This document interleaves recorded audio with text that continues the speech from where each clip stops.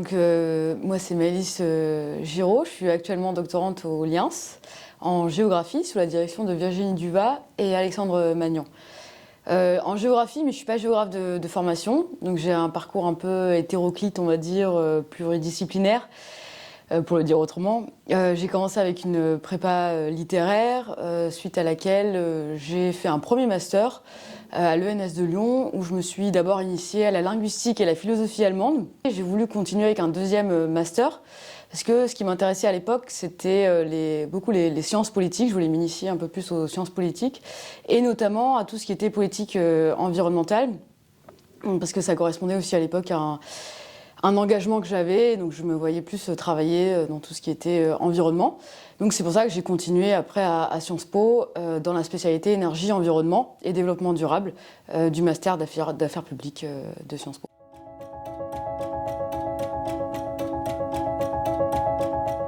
Donc ma thèse s'intitule l'intérêt d'une approche passé-futur pour penser l'adaptation au changement climatique des littoraux dans les milieux insulaires tropicaux français. On a deux cas d'études, la Polynésie française et la Nouvelle-Calédonie.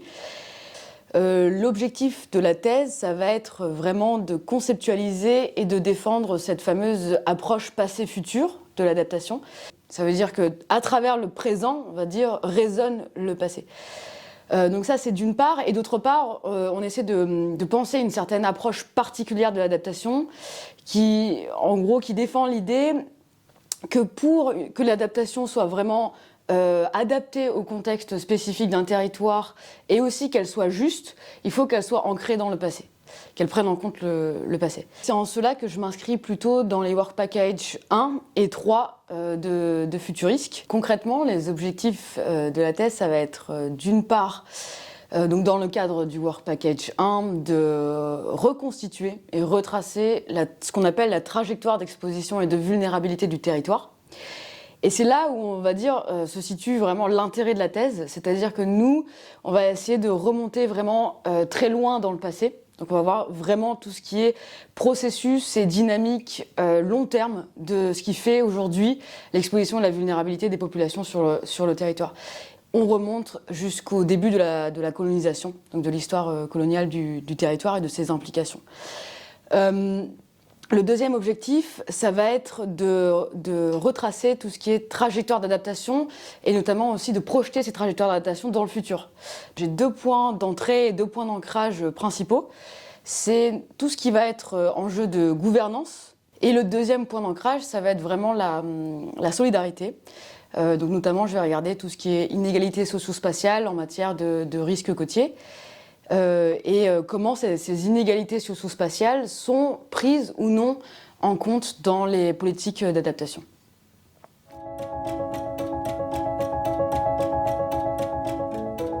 On a pu faire pour l'instant, donc en première année, une première mission de terrain en Nouvelle-Calédonie. Donc c'était mars-avril dernier, donc mars-avril 2024, juste avant la crise sociale et politique qui touche actuellement le territoire.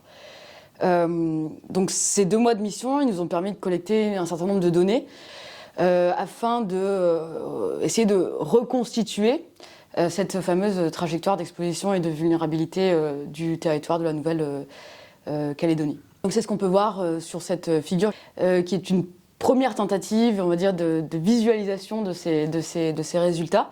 Si je prends un exemple, donc on a l'histoire coloniale qui contribue au développement socio-économique, notamment qui va reposer sur l'industrie du nickel et l'exploitation du nickel. Et cette exploitation du nickel, elle va par exemple mener à la dégradation de l'environnement. Cette dégradation de l'environnement qui va du sommet des montagnes avoir un impact sur les récifs et du coup augmenter les risques côtiers sur le littoral. Donc les perspectives de la thèse, donc là c'était vraiment pour la reconstitution de la trajectoire d'exposition et de vulnérabilité de la Nouvelle-Calédonie. Comme il y a un deuxième terrain en Polynésie française, donc il faudra que je travaille sur l'approche comparative de ces 2 terrains, afin donc de réfléchir à des trajectoires d'adaptation, notamment les trajectoires d'adaptation futures du territoire.